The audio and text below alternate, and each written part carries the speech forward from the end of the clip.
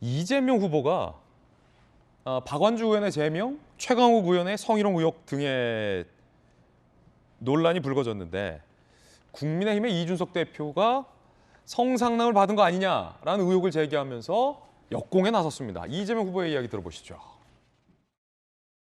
지난 선거에서는 네거티브 하지 말자고 해서 가만히 있었더니 가만히로 하는 것 같아요. 적반하장 후한무치 합쳐서 적반무치당 어딥니까? 이제는 가만히 있지 않도록 하겠습니다. 성상납 만약에 우리 당대표가 받으셨으면 민주당 해체됐을 겁니다. 최소한 국민의힘이 할 소리는 아니다. 국정농단하다가 우리 국민들의 촛불에 의해서 역사의 뒤안길로 퇴장당했던 세력이 어딥니까 여러분? 이준석 대표가 성상납을 받은 게 아니냐라며 민주당 대표가 성상납을 받았으면 당 해체됐다.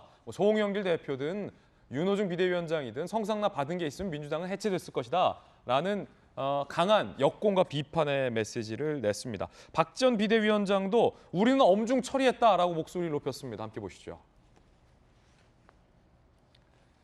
윤재순 비서관 성폭력적 신체 접촉과 언행으로 2번이나 경고받고 지하철 성추행 행위 묘사한 씻었는데 윤 대통령은 모르쇠 인명에 대해 사과하시고 해임하셔야 된다라고 목소리를 높였습니다. 조금 전 이재명 후보가 민주당 대표가 성상납 받았으면 당 해체됐다라고 이준석 대표의 성상납 의혹이 있는 거 아니냐라는 역공을 했어요. 어떻게 보셨습니까? 물론 역공할 수 있죠. 그런데 이제 박완주 의원의 어떤 성폭력과 관련된 부분하고 이준석 대표의 이제 성상납 부분은 좀 우리가 분리를 해야 돼요. 그러니까 다르게 봐야 한다는 거죠. 그러니까 뭐 성상납이 있었다면 당연히 뭐 비판받아 마땅하고 대표자에서 내려온 게 맞아요. 그런데 이제 박완주 의원 같은 경우는 이제 저렇게 신속하게 제명하는 것은 아마 당 차원에서 검토를 해보니까 너무 증거가 명백하다 그렇게 생각했으니까 저 정도에 강하게 나오지 않겠어요?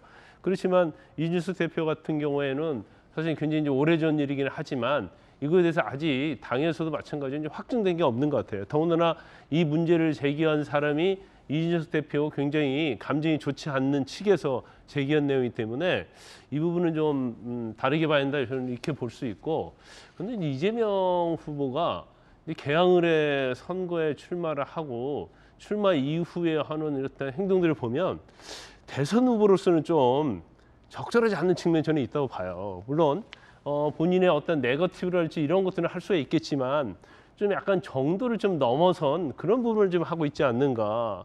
그러면 과연 그런 것들이 자신의 어떤 득표랄지 아니면 민주당 선거에 도움이 될까 이런 생각을 좀 해봐요. 그리고 지방선거 자체가 저렇게 이재명 후보가 너무 강하게 계속적으로 이 얘기를 하다 보니까 지방선거가 민주당의 존재가 없어지는 거예요.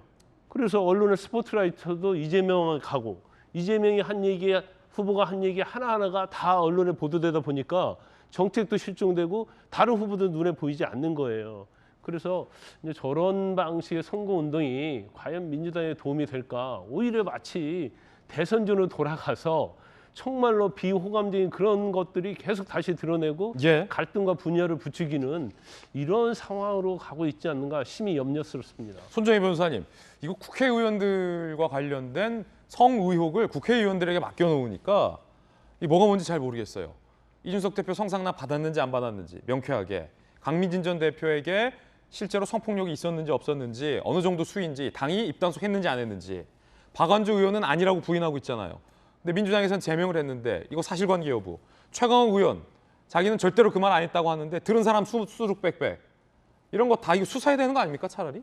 어제도 말씀드렸다시피 범죄 혐의가 있으면 경찰이 즉각적으로, 검찰이 즉각적으로 이제 수사에 나섰던 과거의 사례들이 종종 있습니다. 그런데 유력 정치인이나 그런 사람들의 어떤 비리나 범죄 혐의가 있었을 경우에 즉각적으로 수사하지 않는 경우가 있거든요.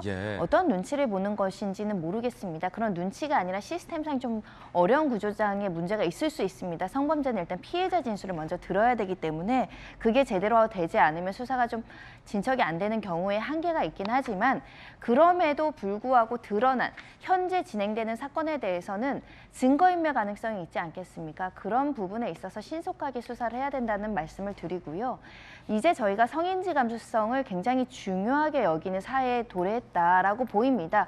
그렇기 때문에 한 사람을 평가할 때 과거에는 성범죄가 일부 있다고 하더라도 넘어가고 경미하다라고 판단했지만 지금은 성범죄의 전력이 있는 사람을 굉장히 중대한 도덕적 흠결로 보는 시대입니다.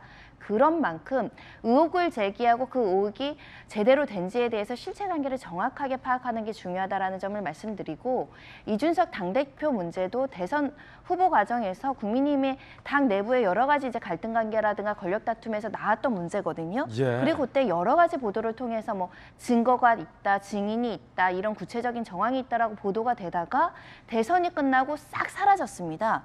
그러면 국민적 관심사가 다른 데로 갈 것이고 또 이 사건을 묻히게 되는 문제가 발생하는 거죠. 끊임없이 집요하게 어떤 문제에 대해선 실체를 파악하려는 노력이 우리한테 필요하지 예. 않을까 합니다.